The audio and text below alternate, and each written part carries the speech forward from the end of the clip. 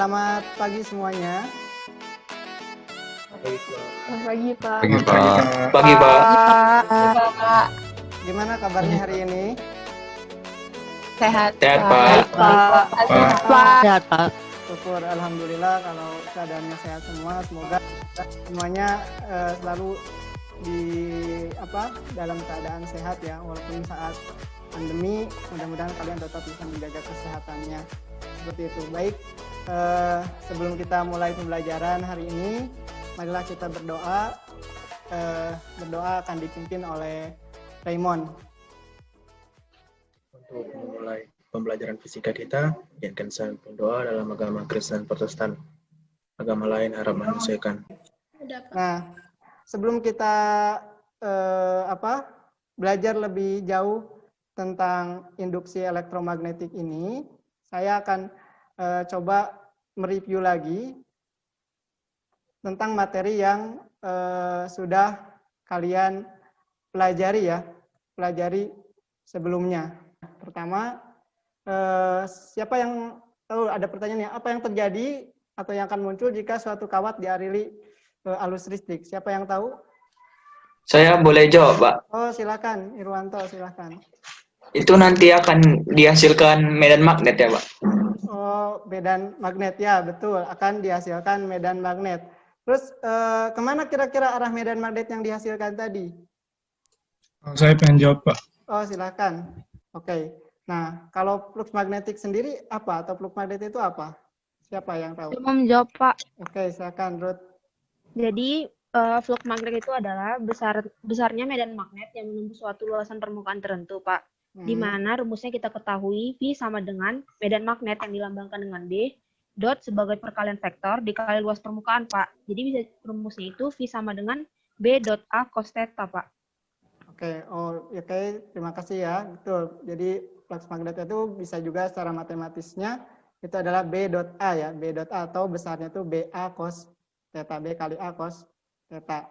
Nah, untuk mencapai tujuan pembelajaran ini, saya ada sebuah permasalahan. Tadi kan kita udah bicara masalah flux magnetik ya. Tadi disebutkan bahwa bagaimana kalau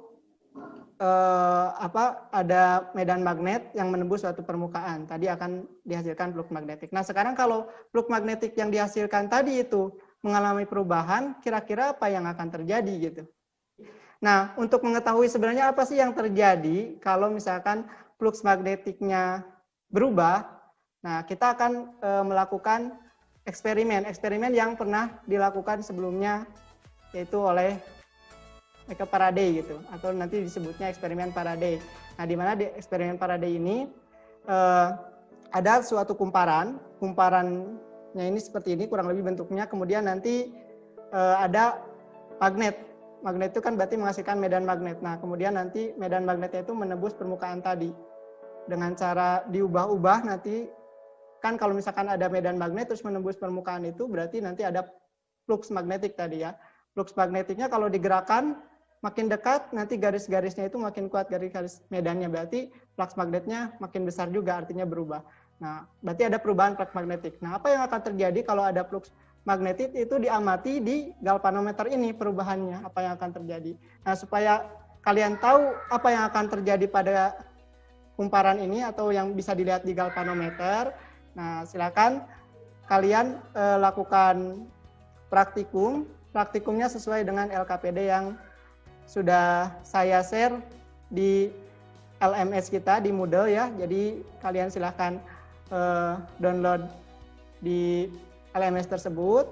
Kemudian kelompoknya juga udah saya share. Tapi kalau misalkan lupa, ini saya share ulang di sini kelompoknya. Silahkan kerjakan LKPD-nya ya. Kemudian nanti kalau ada yang mau ditanyakan, didiskusikan, silahkan lakukan kegiatan praktikumnya selama kurang lebih 40 menit sampai dapat jawaban. Baru nanti kita setelah 40 menit kita akan lakukan lagi web meeting atau webinar ini dengan menggunakan Zoom. Jadi nanti kalian masuk lagi lewat Zoom ini ya.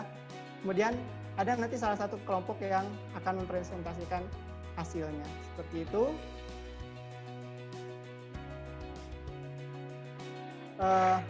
Silakan salah satu dari kelompok yang sudah saya buat tadi mempresentasikan hasilnya. Kelompok berapa yang siap mempresentasikan? Kelompok 2, Pak. Oke, Kelompok terima kami, Pak. kasih. Kelompok Ya, kami, Pak. bagus. Kelompok 2 ya, wah memang aktif-aktif Ya, semua benar. ini. Kelompok lain juga kalau jangan lain kali jangan terdahului ya. Oke, silakan presentasikan share screen-nya di sini, LKPD-nya apa yang diperoleh. Saya izin share screen ya, Pak. Oke, silakan Eva. Selamat pagi untuk Bapak dan teman-teman sekalian. Pagi Pagi dong. semuanya. Gidango. Jadi kami di sini selaku kelompok 2 yang berisikan teman-teman saya, yaitu saya sendiri, Rukda Manik, Labora, Adriano, dan Eva akan mempresentasikan bagaimana praktikum mengenai hukum Faraday. Jadi kegiatan pertama itu mengenai pengaruh perubahan flux magnetik. Jadi kami sudah melihat dan lakukan kegiatan tersebut dan mencari dan berdiskusi juga mengenai kegiatan tersebut. Jadi dari 2 kegiatan yang telah kami diskusikan tadi, kami akan menjelaskan bagaimana kesimpulan dari kedua kegiatan tersebut yang akan disimpulkan oleh teman saya, yaitu Labora Purba. Dari hasil pengamatan dan percobaan yang kami lakukan, kelompok kami mendapat beberapa kesimpulan. Yang pertama, faktor yang menyebabkan dihasilkannya GGL induksi adalah adanya perubahan flux magnet. Yang kedua, jumlah lilitan mempengaruhi GGL yang dihasilkan.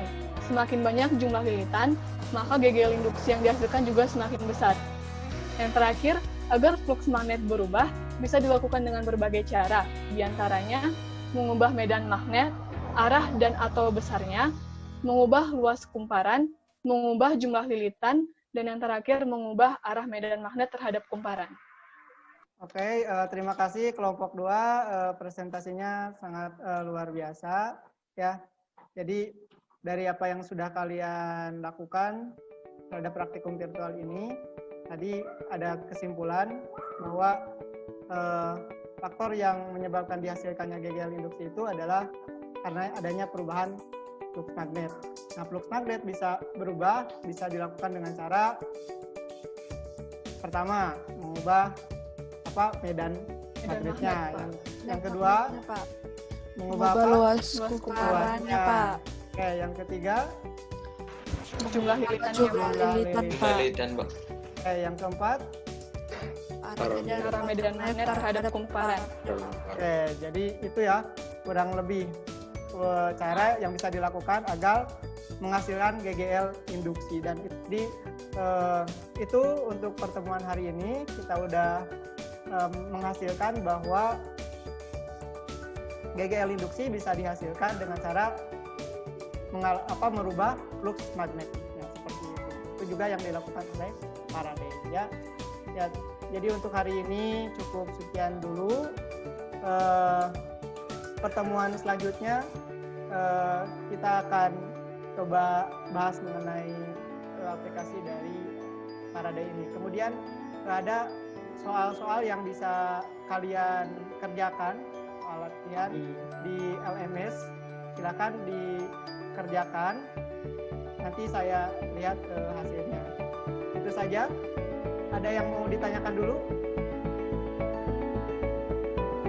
Tidak? Belum ada kayaknya, Pak. Pak. Ya, oke. Terima kasih kalau sudah jelas. Kita bertemu di pertemuan selanjutnya.